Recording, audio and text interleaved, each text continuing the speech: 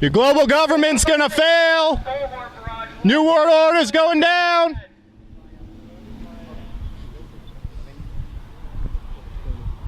Hey, David, what do you think of Tom Cotton, the Freedom Caucus senator, being here? It's kind of interesting, isn't it? Because people talk about the Logan Act with Bilderberg and everything, but Tom Cotton, they accused him of violating the Logan Act when he wrote that letter about Obama's Iranian treaty, right? Everybody said, you're violating the Logan Act because you're getting involved as an unauthorized person in trying to set or reset foreign policy. And what's going on in here? Nobody, that's the very same guy, right? He comes in here and he meets with these people and nobody says anything at all about the Logan Act. But yeah, he's he's the next generation of John McCain. So we're seeing the torch pass to a lot. We got these people dying off like David Rockefeller and Zbigniew Brzezinski, but then you got the people who are coming up like Tom Cotton and others.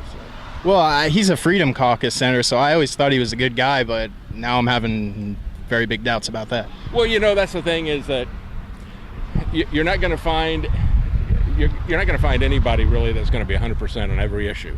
And so you just have to kind of, pick people that you can work with on issues. It's like Ron Wyden came after James Clapper and exposed the lies about surveillance briefly before the Snowden came out.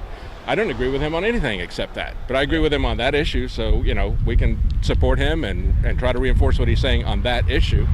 Same thing with Tom Cotton. There's going to be things that we agree with him on, and there's going to be, things like foreign policy and nation building, which is what Shadlow, the lady that's here, that's what she's all about. That's her expertise, and that's what McMaster wants to do. They still believe that they can win a counterinsurgency. They still believe they can do nation building, and here we are. Monday is going to be 14 years after the mission accomplished photo op that George Bush did, right? Oh yeah. So it's like, mission accomplished, I didn't right? know that. What was that mission? And it was a few years after that. They said, we're going to be in Afghanistan for 20 years. Well, the mission was accomplished because they stirred up a bunch of Muslims who are now terrorizing the whole world. That's right. Yeah. He never said what his mission was. Yeah, exactly. They got the whole thing started. Hey, I'm here with the bullhorn. I'm here to cause your meeting to be disrupted. Well, I was just saying earlier that I think it's funny that right now CNN and all of them are covering, they're saying Trump is making up that there was a terrorist attack in the Philippines.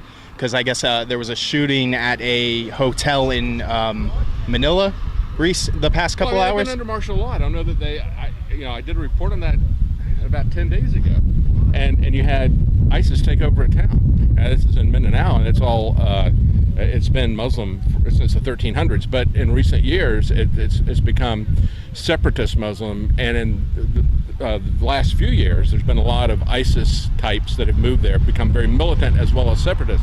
So you have the autonomous regions of Muslim Mindanao as a separate government, just like you've got autonomous regions with Singapore and with Hong Kong, from the Chinese and everything. So they've had that there, and they've been moving away from the rest of the Philippines, which is kind of Spanish and Roman Catholic and so forth, but they've been self-isolating, one of the lowest income areas of the world, and yet they had an entire town taken over, by ISIS. They declared martial law. They were fighting these guys. So, terrorist attack, what do they say a terrorist attack is if it's not taking over an entire town? I mean, that looks more like something out of Syria than anything else, and I think it's very significant that you're seeing that type of thing. You're talking about mission accomplished, we started ISIS and so forth.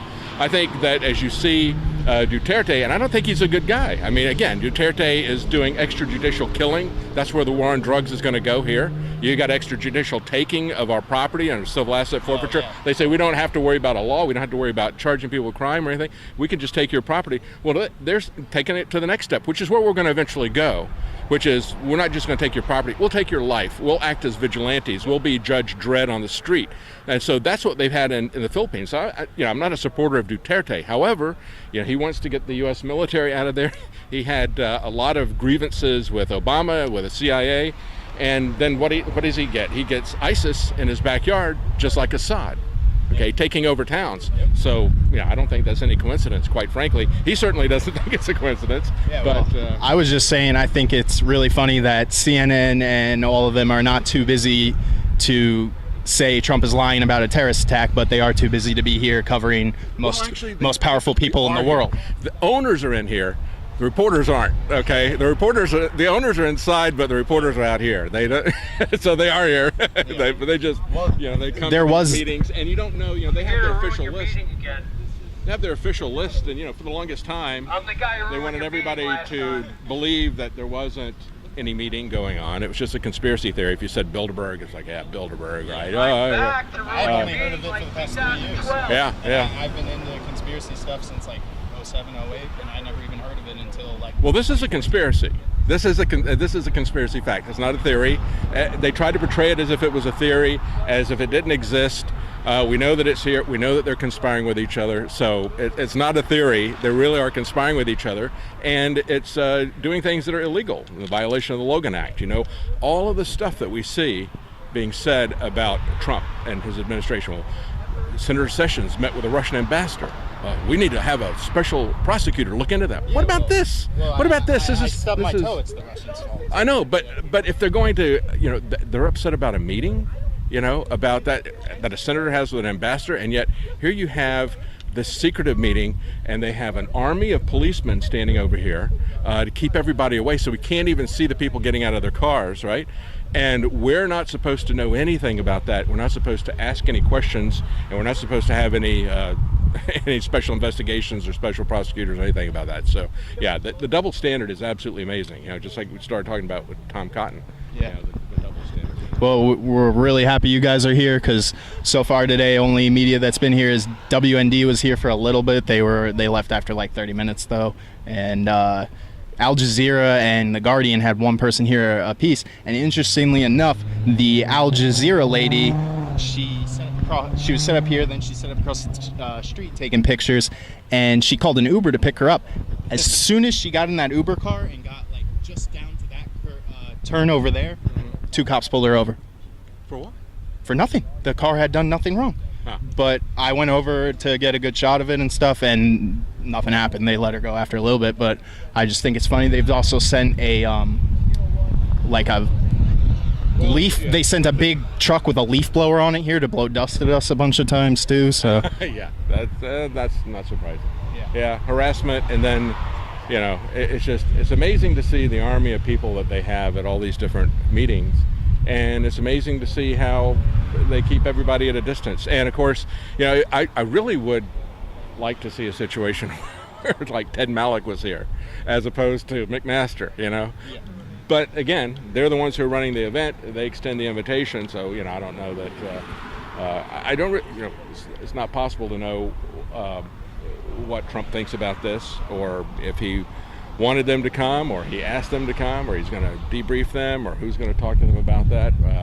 He's certainly on the agenda, and they've made it very clear that he's a person of interest to them. So, and we know why, because he just rained on their parade big time. Oh yeah, I'm very happy about that. Philippines National Police say robbery may have been loaded in a casino test. Yeah, well, that's what they said about Portland, and we know how that went. So. All right. Well, thanks. Well, thank you very much, Dave. I'm Dan, Red Pill Media. Great. Thanks, Dan. Thank you very much. Thank you. Here we go. How about that? Appreciate it, David Knight. Thank you.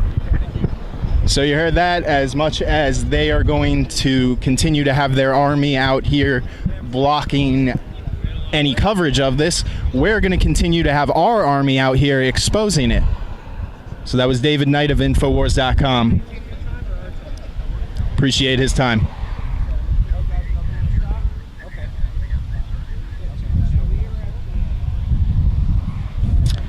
So they're saying that Philippines attack is just a robbery, but come on. Half the island's taken over by ISIS. So, what do you think?